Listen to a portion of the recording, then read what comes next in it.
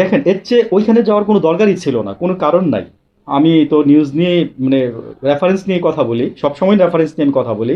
আমি রেফারেন্স ছাড়া কোনো কথা বলি না।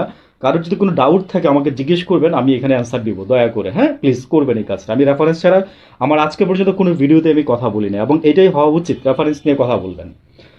তো আমি এর আগে রেফারেন্সগুলো দেখে আসছি। তো এখন কথা হচ্ছে যে আমাদের দেশে দেখেন এই যে 2 দিন পরে একটা যে সনদের যে কাজটা ছিল, জুলাই সনদ, হ্যাঁ, এটা কি একটা মোস্ট ইম্পর্টেন্ট কাজ ছিল না ইউনূস সাহেবের জন্য?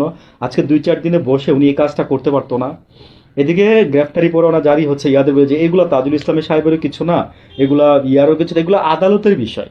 এগুলো আদালতের বিষয়, এগুলো আসলে আমি এক জায়গায় বলছিলাম যে ইউনূস সাহেব বোবা হয়ে আছে, স্বরাষ্ট্রমন্ত্রী বোবা হয়ে আছে। এবং আমি এটাও বলছিলাম যে সিভিল সোসাইটি কি চায়।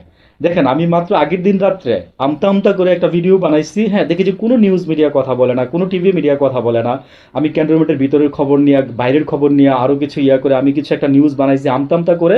হ্যাঁ, এর পরের দিনই দেখলাম যে আপনার এই যে আইএসপিআর যখন বক্তব্য দিল, তখনই দেখলাম যে মনে করেন যে আপনার সব মিডিয়া বক্তব্য দেওয়া শুরু করলো, বুঝছেন? মানে এই হলো আমাদের দেশের অবস্থা।